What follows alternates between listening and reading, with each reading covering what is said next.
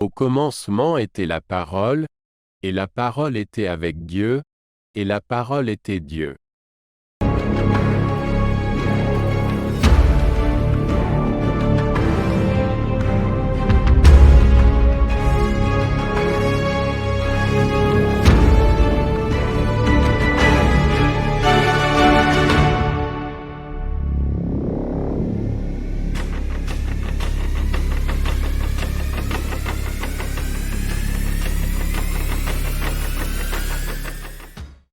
Cela importe d'autant plus que vous savez en quel temps nous sommes, c'est l'heure de vous réveiller enfin du sommeil, car maintenant le salut est plus près de nous que lorsque nous avons cru.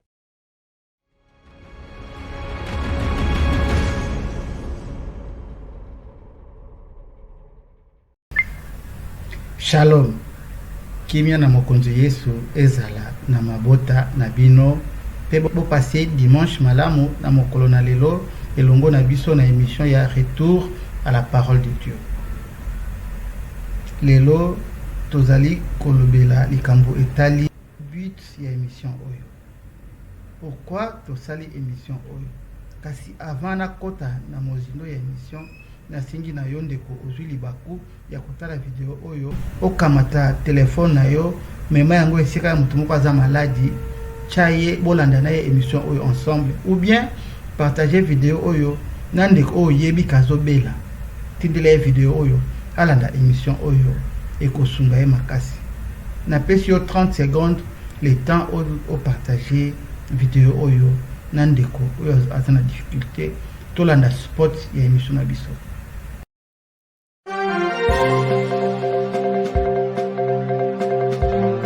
Télé Sentinelle, la chaîne chrétienne sur YouTube qui vous ouvre les écluses de la parole de Dieu, avec la sentinelle Michael Mpeoui. C'est le temps de nous réveiller du sommeil spirituel.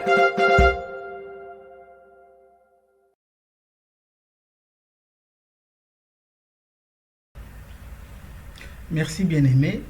Merci na yo mutu oyo ozuli kanisi ya kopartager émission oyo na ndeko moko. Nzambe apambola yo. Okosala mosala munene ya kobikisa âme moko. Napesi Nzambe merci.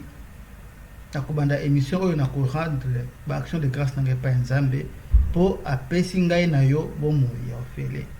Toza compter ngana yo parmi les vivants lelo. Pendant que maladie oyo bela bato mususu bakufa nango mais yo okufi te. Tant accident oyo sala bato mususu bakufa nango yo okufi te oza na bomoi. Ezali pona makasi na yo te. Ezali po yo oza malamu te. Ezali ngolu na Nzambe nde ebateli biso lelo toza na bomoi. Nalingi nayebisa mutu moko oyo azolanda video oyo lelo ete na mokili balobaka le malheur ne vient jamais seul. Lelo nga pe na ye koyebisa yo ndeko la parole de Dieu ne vient jamais seul. Liloba ya Nzambe eyaka pe yango moko te. Eyaka na guérison, eyaka na bénédiction, eyaka na provision. Yango nalingi totanga yango na mukanda na Nzambe na mukanda ya Psaume chapitre 107 verset 20. Lokola ngai naza na mbongo ya kofuta lecteur te na futi ordinateur $29 par mois pour atangela kabiso Biblia tolanda lecture. Kati na pasi na bango babelelaki yawe mpe abikisaki bango na mitungisi na bango. Atindaki liloba na mpe abikisaki bango akangolaki bango uta na kunda. Wana bolandi etangeli ya sango ya ordinateur. Merci pour la lecture. Ndeko merci na yo zali kolanda maloba oyo. Toti kolanda maloba ya Nzambe toyoki ndenge Bible ezali koyebisa biso. Tango nyonso bato bazalaki na difficulté babelelaki Nzambe. Nzambe azalaki kotinda liloba na ye pe kobikisa bango. Voilà pourquoi j'ai commencé par dire que la parole de Dieu ne vient jamais seule. Tango liloba eyaka ememaka guérison, ememaka provision, ememaka bénédiction. Voilà pourquoi nasengaki mutu oyo aza maladi alanda video oyo. Parce que awa toye komemaka kaka liloba ya Nzambe. Na memeli bino ba pensée na ngate, na memeli bino ba idéologie na ngate, kasi tomemi kaka maloba ya Nzambe. Tango koyoka maloba ya Nzambe, yango nde ekomemela yo eloko oyo oza koluka. Il est vrai que lelo basala Nzambe batindaka biso simba TV po bika, simba liboko na ngai po bika, simba téléphone po obika. Wana ezali inspiration ya mutu na mutu. Mais Bible et bisi biso boy était la foi ne vient pas de ce qu'on touche. Bible et biso la foi vient de ce qu'on entend. Oyo ka ezali nini maloba ya Nzambe. Raison pour laquelle nasengi na yo lelo oyoka maloba ya Nzambe. Po na koyoka maloba ya Nzambe nde kopesa yo kondima po lobiko ekota na nzoto na yo. Tika yo ndeko ozwi grâce ya kolanda video oyo. Lobiko ekota na nzoto na yo. Soki ozalaki malade kaka maloba ya Nzambe yango moko ebikisa yo. Pona nini maloba ya Nzambe kobikisa yo? Pona mukanda ya Jean chapitre 1 Bible eza koyebisa biso ete olibandela ezalaka liloba. Liloba yango nde Nzambe, liloba yango nde ezali na mboka na Nzambe. Wana ndenge Bible elingala ekomi. Yesu oyo ngai na memeli yo na midi ya lelo azali liloba. Azali na kati ya liloba na ye. À chaque fois que nous lisons la parole de Dieu et que tu l'écoutes et tu crois, cela t'apporte la guérison. Lobiko na yo ezo dépendre na liloba oyo ozali koyoka. Lobiko na ezo dépendre na liboko na ngati ke simba liboko na ngapo obika. Po loboko na nga ezali na nzoto, ezali na poso, ezali na loboko kaka ya pamba. En réalité, dans l'homme, c'est l'esprit. L'esprit qui est dans la parole, qui contacte l'esprit, il y a un monde de ça qui est l'élo. Tango maloba ya Nzambe ozoyoka mikolo na lelo. Oyo tozotanga na yo ensemble. Nde ekosala ke okosilisa émission oyo tisuka pe okobima ya kobika na nguya pe na kombo ya Yesu Masia. Ndeko na ngai na pesi Nzambe merci pona tina na yo oyo ozuli bako ya kolanda émission oyo mokona lelo. Nazo rendre grâce epai Nzambe parce que tozali compter parmi les vivants. Na ye awa mokola lelo pona koyebisa yo pourquoi tozali kosala émission oyo. Nde totie titre ya émission oyo pourquoi devons-nous nous réveiller maintenant? Pona nini esengeli tolamuka sikoyo. Etinda wana epesameli biso na mukanda ya Romains chapitre 13 verset 11. Ndenge bozomona yango ezokomama na écran na bino. Bible esi biso ete sikoyo tangu oyo tokomi ezali tangu ya kolamuka na pongi. Pourquoi nous devons nous réveiller? Pona nini esengeli biso tolamuka na pongi? Na bandi émission oyo nanu pona biso nanu bandeko na ngamoko nanu ya Congo oyo Bible eza kobenga Samarie na biso Juda na ngai ezali nanu Congo. Ezala ba Congolais ya Brazza, ezala ba Congo ya RDC, ezala ba Congolais bazana Angola, to bandeko bazana Centrafrique kuna esika lingala eloba maka. Émission oyo na sala yango na lingala pona bino. Yambo na kota na bozindo ya but oyo tosaleli émission oyo tolanda nanu ndeko oyo ya mundele likambo za koloba. Na yebi ke biso ba Congolais tondimaka mingi likambo o mundele alobi. Yango na chelibino maloba ya ndeko. Pendant 6 minutes tolanda ndeko oyo après na kozonga na yebisa bino pourquoi nous faisons cette émission. Tolanda. De guerre mondiale qui va durer. Alors, si vous le savez pas, je vous l'apprends, il faut vous y préparer, hein. Parce que je vois les gens qui disent, oh mon Dieu, mais quelle horreur, il y a des morts, il y a des morts, il y a des morts en Ukraine, il y a des morts en Russie, il y a des morts en Israël, il y a des morts maintenant à Gaza, mais quelle horreur, oui, mais il faut vous y habituer. Pourquoi? Parce que ça va se généraliser. Alors, je sais que vous allez me dire, mais qu'est-ce que t'en sais, machin. C'est un plan, c'est planifié, mes amis. C'est planifié. Alors, vous allez me dire, mais d'où tu tiens ça? Écoutez, l'élite mondiale, elle n'a qu'un seul but actuellement, un grand but. Elle n'en a pas qu'un seul, mais elle a un grand objectif.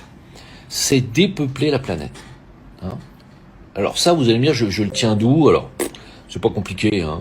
Vous étudiez un peu, vous écoutez, vous lisez un petit peu Albert Spike, vous lisez les premiers bouquins d'Attali à la fin des années 70, voilà, de tous les gens qui sont des représentants de l'élite cachée mondiale, qui est une élite satanique, hein, il faut le dire, qui sert Satan, il faut le dire aussi. Ces gens se sont octroyés le pouvoir.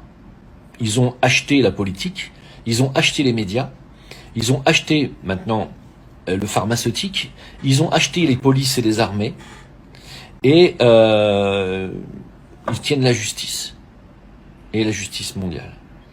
Ces gens n'ont qu'un seul but, nous tuer. Pourquoi? Parce qu'ils estiment qu'on est beaucoup trop nombreux, et leur but est de nous faire tomber sous la barre des 500 millions d'humains sur la planète, hein, considérant qu'on est surpeuplé. Ce qui est absolument faux. J'en fais la démonstration dans mes lives, pour ceux qui me suivent. La planète n'est absolument pas surpeuplée. Hein. On n'est pas du tout en surnombre. Il pourrait y avoir sans aucun problème 20 milliards de personnes sur la planète. Je dis bien sans aucun problème.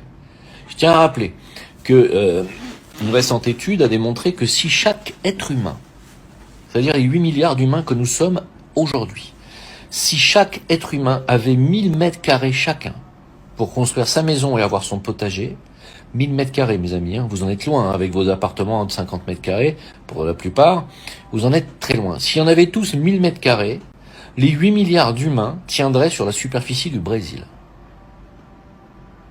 Est-ce que vous vous rendez compte? À quel point on vous prend pour des cons à vous faire croire que la planète est surpeuplée? Elle n'est pas surpeuplée. La vérité, c'est que l'élite mondiale n'arrive pas à contrôler 8 milliards de personnes, et surtout, elle ne contrôle pas idéologiquement 4 milliards et demi de croyants. C'est un gros problème, la religion, pour ces gens-là. Vous savez, la franc-maçonnerie est une contre-église. Et c'est également un contre-islam. Ils sont absolument contre toute idéologie chrétienne, de Jésus, de Vierge Marie, ils veulent pas en entendre parler. Et c'est pareil pour l'islam. Et c'est même pareil pour la Torah. Ils en veulent pas en entendre parler non plus.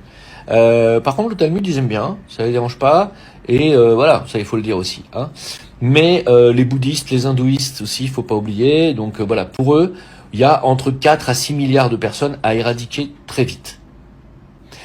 Vous vous doutez bien qu'ils vont pas pouvoir balancer des virus mortels sur la gueule des gens sans avoir eux-mêmes des effets et des retombées qui pourraient risquer leur peau. Donc, ils vont se risquer à quelques pandémies encore, bien sûr, ils vont le faire, ils vont le refaire. Hein.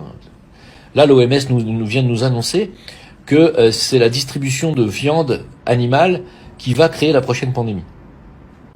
Vous entendez ça? Je répète, l'OMS vient d'annoncer avec Bill Gates que la prochaine pandémie sera créée par la production et la distribution de animale. Le but étant bien sûr de vous forcer à arrêter toute consommation de viande animale et manger des insectes. Maintenant, pour en revenir à pourquoi je pense qu'il va y avoir une guerre à long terme, parce qu'il va falloir tuer tous ces 4 à 6 milliards de croyants. On leur obéit pas. On n'est pas obéissant. On va pas comme ça accepter les LGBT, les mariages gays. Non. C'est interdit par la chrétienté, c'est interdit dans l'islam, et ça fait déjà 4 milliards et demi de personnes. En Chine, ça passera pas. Il y en a beaucoup de pays où ça ne passera pas. La Russie, ça ne passera pas, etc., etc. Donc, si vous voulez, toutes ces idéologies qui sont des idéologies sataniques, hein, et soutenues par la franc-maçonnerie, comme c'est eux qui ont la main, hein, enfin, c'est ce qu'ils croient. C'est ce qu'ils croient. C'est eux qui veulent déclencher les conflits mondiaux. Hein. Voilà, il faut le savoir. Et les conflits mondiaux vont s'attaquer en priorité aux religions. C'est pour ça que je suis assez pessimiste sur le déclenchement de la guerre par Israël contre le Hamas. Ça risque de s'étendre aux pays musulmans. On risque de voir la destruction d'une grande partie des pays musulmans ou des peuples musulmans dans les décennies à venir. Quant aux chrétiens, est-ce qu'il en reste en réalité, des vrais chrétiens? Je pose la question. Voilà, donc si vous voulez, là on va partir sur des décennies de destruction. Ils veulent réduire notre nombre pour nous contrôler et pour pouvoir, facilement passer une population obéissante, l'identité numérique, les portefeuilles numériques, l'argent numérique, tout sera tracé, tout sera surveillé, et puis tous ceux qui voudront se rebeller ne seront plus de ce monde. Voilà, donc il faut vous y préparer, mes amis. D'autant qu'il y a aujourd'hui un contre-pouvoir qui s'est levé avec le front russe, qui refuse non pas totalement ce nouvel ordre mondial qu'ils veulent imposer, ils ne le refusent pas totalement. Eux, ils sont d'accord, les Russes, vous savez, avec l'intelligence artificielle, le crédit social, tout ça. Ils sont d'accord avec ça, les Russes. Ce qui est déjà en place en Chine, ils sont déjà d'accord, les Russes, avec ça. Ça fait partie de ça, du nouvel ordre mondial, tout ça. La surveillance digitale, la surveillance artificielle, etc. Tout ça, le crédit social, c'est voulu par le nouvel ordre mondial, mais Poutine ne veut pas que ce nouvel ordre mondial soit dirigé par une seule petite élite, hein, dont leur siège serait à un seul endroit. Il ne veut pas que les nations disparaissent, il ne veut pas que les souverainetés nationales disparaissent, et Poutine fait office de contre-pouvoir au nouvel ordre mondial unipolaire. Poutine veut un nouvel ordre mondial multipolaire, mais c'est la seule nuance. C'est-à-dire que Poutine ne veut pas de LGBTisme, il ne veut pas de banques centralisées comme les Rothschild l'ont fait pendant des décennies. Il ne veut plus de ça. Il ne veut pas d'endettement des nations. Il ne veut pas de suppression des souverainetés nationales. Et j'en passe. Il ne veut pas non plus de disparition des identités nationales, comme c'est le cas en France. C'est une boucherie. En Angleterre, c'est terrible. Poutine ne veut pas de ça. Il veut que chaque nation garde son identité, garde sa souveraineté, ses souverainetés. Et à ce titre, il fait office de contre-pouvoir au nouvel ordre mondial américain et européen, qui veulent, eux, imposer une pensée unique et puis une dissidence à éliminer. Poutine ne veut pas de ça. Voilà. Et donc, là, il va y avoir des conflits ouverts un peu partout, contre la Russie, contre la Chine aussi, parce que la Chine va vouloir reprendre le pouvoir et le flambeau de manière bancaire, économique, et le dollar est sur le point de s'écrouler. Je rappelle que les États-Unis sont au bord de la ruine. Hein, au bord. Ils sont tout au bord de la ruine. Et l'Europe qui a suivi, les États-Unis, vont pas tarder aussi à sombrer. Je rappelle que la France s'est fait dégager d'Afrique. Hein, pour ceux qui ne le savent pas. Et l'Allemagne n'est pas très en forme sur le plan économique, avec sa Deutsche Bank qui s'est cassé la gueule. Donc, si vous voulez, on est au bord d'un écroulement de l'Occident, vraiment. Et c'est pour ça qu'il y a des guerres. Il y a des guerres parce qu'ils ont perdu. Vous comprenez ? Et que pour eux, la seule façon de garder la main, c'est de faire jouer les armées, parce qu'ils tiennent l'armée. Hein, l'armée américaine, l'armée de l'OTAN. Les armées de l'OTAN, ils tiennent. La seule solution pour eux de continuer à garder le contrôle sur le monde, c'est de déclencher des conflits. Parce que militairement, ils sont pas mauvais. Même si, à mon avis, ils vont se faire éclater par les Russes et les Chinois. Et la Corée du Nord qui va se mettre dedans. Ils vont se faire exploser. Mais bon, c'est un conflit qui va durer des décennies, il faut le savoir. Alors préparez-vous, les gars. Parce que c'est fini, comme disait Macron, l'abondance, machin. Sauf pour l'élite, bien sûr. Mais c'est fini ce temps-là. Vous ne serez plus en sécurité nulle part. Il n'y a que ceux qui ont les moyens qui...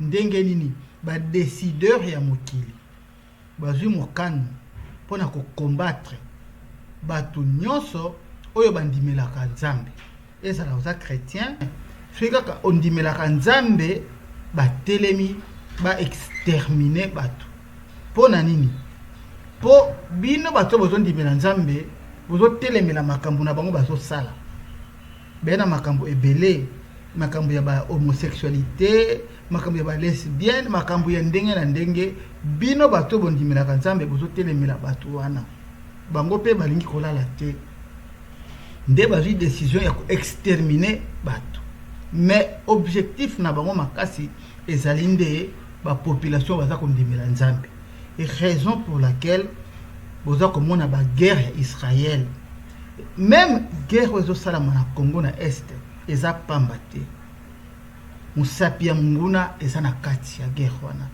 yango bozomona ke ezali molai ekosila noki te bitumba oyo eza na mokili oyo ekosila sikoyo te parce que objectif ya diable ezali extermination nzoka nde mokonzi na biso kolo Yesu Masiya asi aprometaki biso ke ekozala ndenge wana nga na ye mpona kofongola biso miso tolamuka toyeba ke monguna azali kosalela makambo oyo na deux axes. Le diable est en train d'utiliser deux axes. Le premier axe, c'est l'axe militaire. Nde bozomona ba guerre ya Ukraine, nde bozomona ba guerre ya Israël, nde bozomona ba guerre na est ya République démocratique du Congo. Eza anodin te, eza pamba te. Il y a le plan de l'ennemi derrière tout cela. Mais le diable ne s'arrête pas là. Il utilise le deuxième axe. Deuxième axe, c'est l'axe spirituel. Na axe spirituel, nde esika sikoyo munguna a infecté église. Ayeko kota na kati na église atindi ba mercenaire na ye. Oyo Bible nde bengi ba mercenaire. Ngai te mutu na pesa ngoko ba mercenaire. Soki otangi Jean chapitre 10, na verset 11, okomona Yesu Masiya asa préméditation biso ke ba mercenaire ba kokota na kati na église bazali nde bango oyo biso nyonso awa na Congo tobenga bango ba pasteur. Kasi Yesu Masiya asa yebisaki biso ke tango bakoya bokoyeba bango na bambuma na bango. Nde omoni bato bakomi kolela lelo o ba pasteur baza ba escroc, ba pasteur balingaka basi ya batu, nde bambuma ya ba mercenaire yango wana. Ezali ebele. On aura une émission oyo nakoya awa na liste ya ba pratique. Oyo kolakisa bino ke moto kingandi aza pasteur to azali mercenaire. Ata yo moto kendaka église okoyeba pasteur na yo aza na catégorie nini. Satan a tindi bango na kati ya mokili avec une mission précise. La mission est simple. La mission est que baya na parole. Mais parole ni bazwa na yango. Ezali parole ya séduction. Bakozoka ka ba verset biblique o biso to utilisaka oyo. Mais façon ba ko expliquer au verset wana ezali façon ya komema yo na séduction. Voilà pourquoi il est important to lamuka. Biso moko totangaka Bible, totangaka makomi ya Nzambe pour que tokweya na séduction wana te. Nde raison émission oyo esalami retour à la parole tozonga na makomi ya Nzambe. Lelo bana na Nzambe batikali mingi na ba parole ya ba pasteur, mais kimi musika na parole ya Nzambe balingaka oyo Nzambe alobi te. Ndo mona ka mundimi ko banda janvier ti décembre tant mususu atanga Bible kaka mbala moko. Nous on comprend surtout pour na bino bande ko na biso batu mwindu ndele balobaka soko lingi obomba likambu obombela mutu mwindu likambu tche ngona makomi nde okobombela mutu mwindu likambu.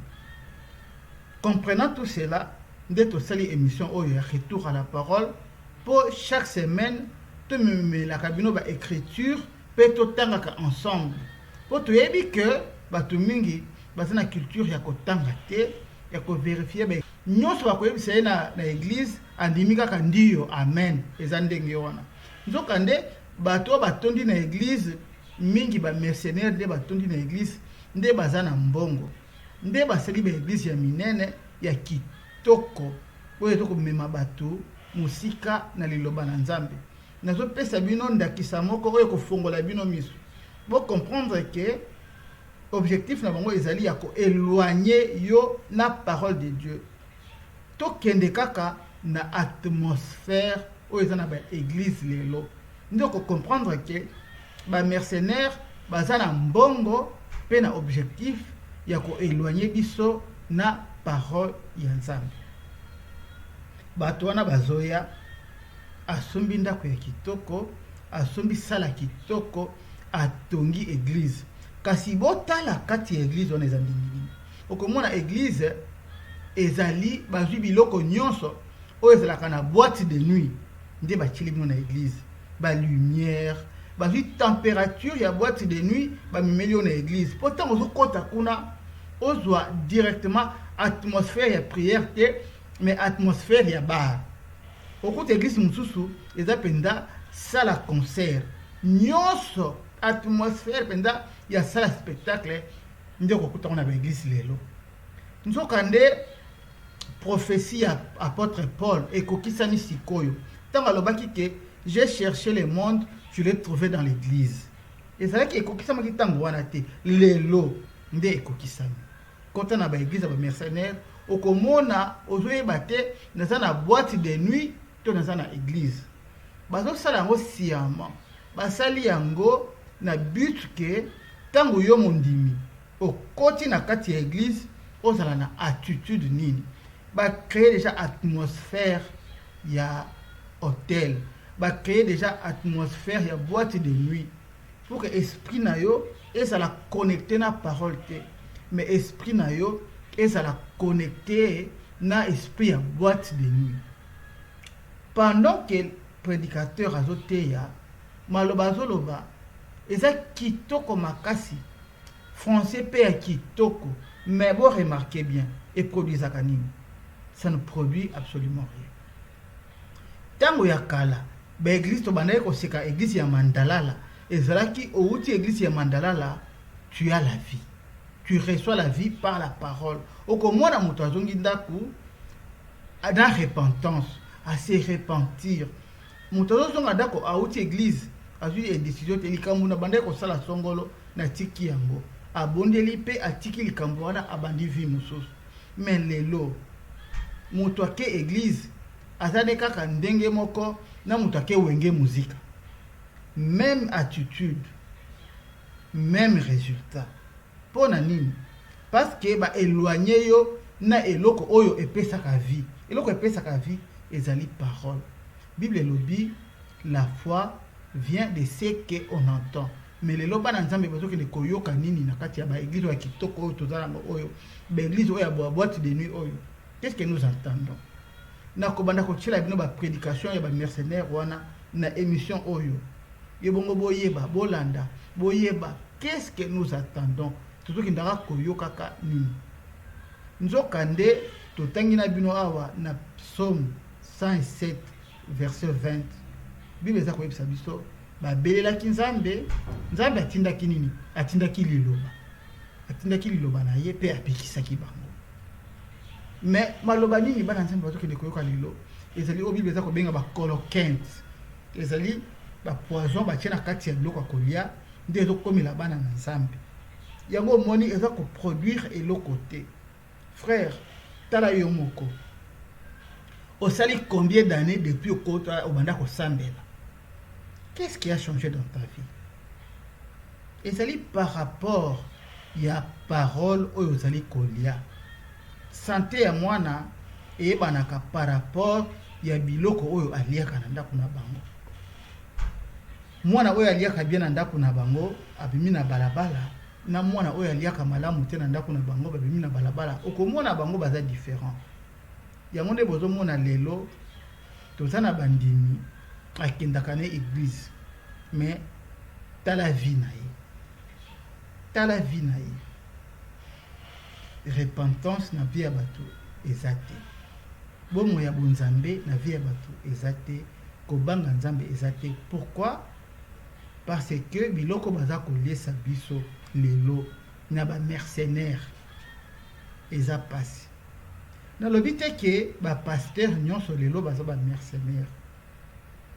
Soki photocopie ezali, c'est que original pe ezali. Mais le problème se situe dans quel niveau? Le problème ezali ke ba mercenaire baza na mbongo, baza na ba moyen ya ko drainer des milliers de personnes.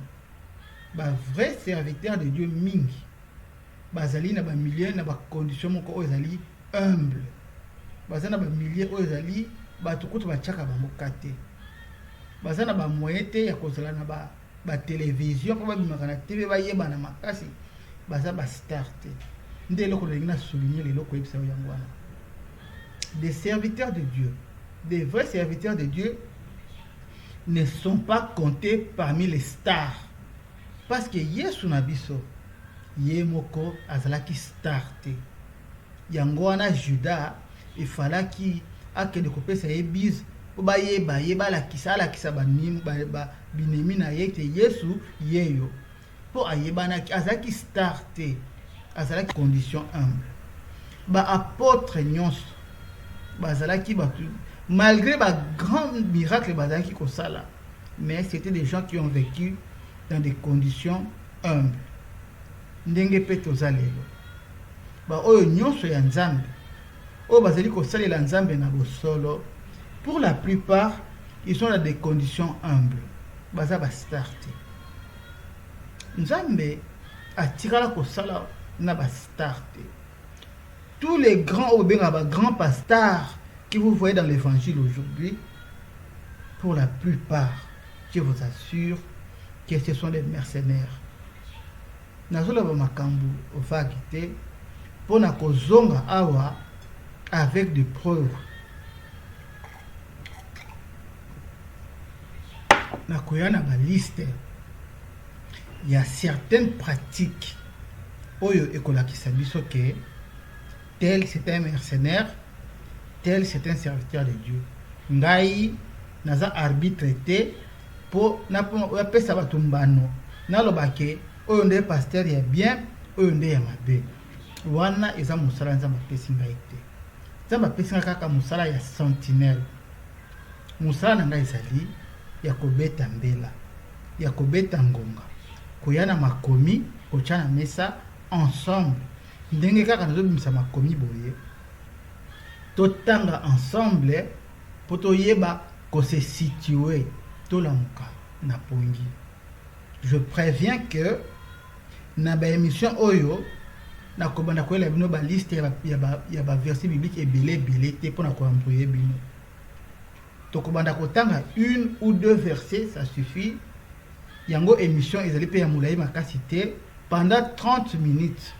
Totangi makomi ya Nzambe mutu na moto azongi na ndako ake komanyola yango. Mais nakolinga ete makomi oyo tango tozotanga makomi ya Nzambe ezala na impact na vie na biso. Po Bible nde lobi yango ete la foi vient de ce qu'on entend. Nde but ya émission oyo ezali ke yo oyo kaka maloba oyo ya Nzambe. Oyo ekomami na kati ya Biblia. Oyo kama maloba oyo ya solo oyo ko permettre molimo na yo ekota en contact na le miraculeux. Pour que miracle se produise na vie na yo esengeli oyo ka maloba oyo ekomami na kati na Biblia. Maloba oyo ezali personnalité ya Yesu Masia.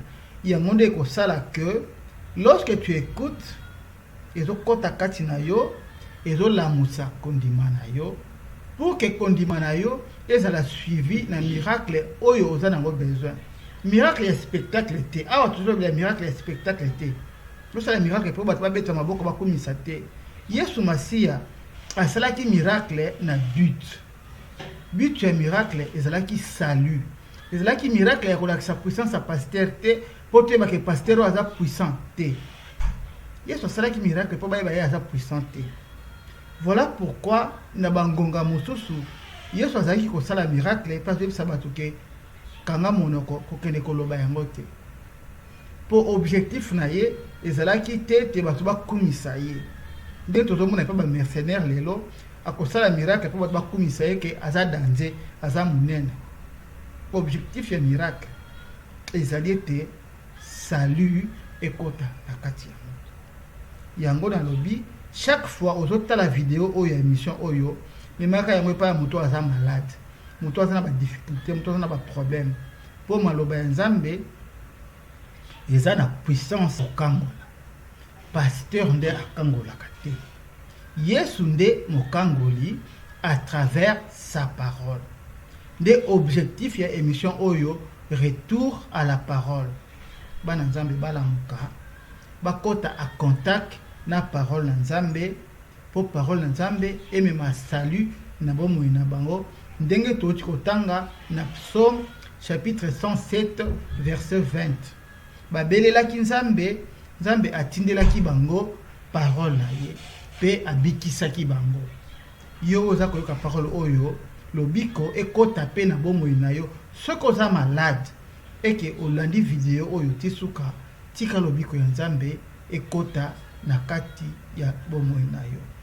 Na sengi na bino bandeko bozwi libaku ya kolanda video oyo pona kozala ya kolamuka osabone kaka na chaîne na biso de façon à ce que soki to annoncer émission ozala au courant pe olanda yango yo moko te parce que bomoi ya bana nzambe ezali bomoi ya kanya ya kozala maboko makasi te ezali bomoi ya kopartage tozwa makasi ya kopartageaka na bandeko po ebele ya bato baza na posa ya lobiko malheureusement bazokota contact na salut te mpo na nini parce que baza na maboko ya bamercenaire na kozwa mbala ya nsima tokosala émission oyo tokomemela bino baélément mpona kobanda kolakisa bino ke telle place bokende te parce que c'est dirigé par un mercenaire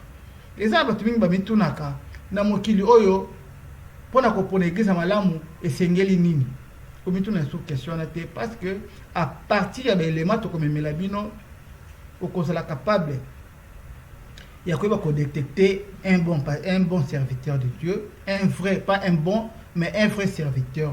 Parce que seul et bon berger, c'est Jésus. C'est le seul qui est bon.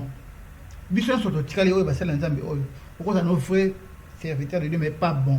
Le seul et l'unique bon berger, c'est Jésus. Bien dans le béquet, je suis le bon berger. Pourquoi il est le seul qui est bon? Parce que c'est le seul qui a donné sa vie pour les brebis. Biso nyonso oyo totikali oyo moto moko te apesa vie na ye mpona bampati na bana na nzambe. Voilà pourquoi tozosala mosala oyo mpona komema bino vers les bons pasteurs. Le seul bon pasteur, c'est Jésus. Yo oyo bandeko mituna bapasteur bazalaka mabe sikoyo pasteur malamu tokozwa ye wapi na ye koyebisa yo na memeli yo pasteur ya malamu. Pasteur ya malamu azali Yesu Kristo afandaka wapi afandaka na maloba na ye yango tozwa momesano ya kotambaka maloba na ye pour que tozala à contact permanent na bon berger. C'est ainsi que ekomemela biso pe bomoi kati na nzoto na biso parce que na Jean 10:10 Yesu ayebisi biso boye aye mpona kopesa bomoi kopesa bomoi na bampate totiki ordinateur atengela biso verset wana. Moibi ayaka kaka mpo na koiba koboma mpe kobebisa kasi ngai naye mpo ete bameme ezwa bomoi mpe ezwa yango na bofuluki penza. Toti kolanda lecture ya parole de Dieu. Bible lobi Yesu aye kopesa bampate na ye bomoi kaka bomoi ya pamba te mais bomoi ya kofuluka. La vie en abondance. C'est ce que la Bible dit dans Jean 10:10. Okomona ba mercenaire tango ba terre verset oyo balobaka l'abondance wana ezande makambo ya mbongo ya bozu ya mokili. Or tango Masia bandi discours na la verset oyo azolobela vie. Alobi aye kopesa bomoi. Bomoi ngonde ya kofuluka. Quand tu as une vie abondante en toi, c'est ce qui fait que même quand la maladie vient, et kotikati na yo, et koboma yo te pona nini, parce que ekoki ko vanda et sika vie abondante ezalité. Tu as déjà la vie abondante, voilà pourquoi une maladie ne peut pas te tuer. Parce que en toi, il y a déjà la vie en abondance. Ozana bomoy o ezali ebele. Ndambo ya maladi tango ekoya na nzoto na yo ekoboma yo te ekuti déjà nzoto na yo eza na bomoi. Voilà, lelo o comprendre pourquoi tosali émission oyo. Tika bomoi ya Nzambe ekota kati na yo ndeko oyo zwi libako ya kolanda émission oyo pe la vie abondante est comme en réalité na kati ya bomoi na yo aussi longtemps que tu lis la parole de Dieu, tu écoutes la parole de Dieu. Ezala ki ya bino sentinelle Michael qui m'a nakolo Yesu etikala na mabota na bino tokutani lisusu dimanche poto la musana na pongi na nzela ya émission na biso retour à la parole. Bye bye.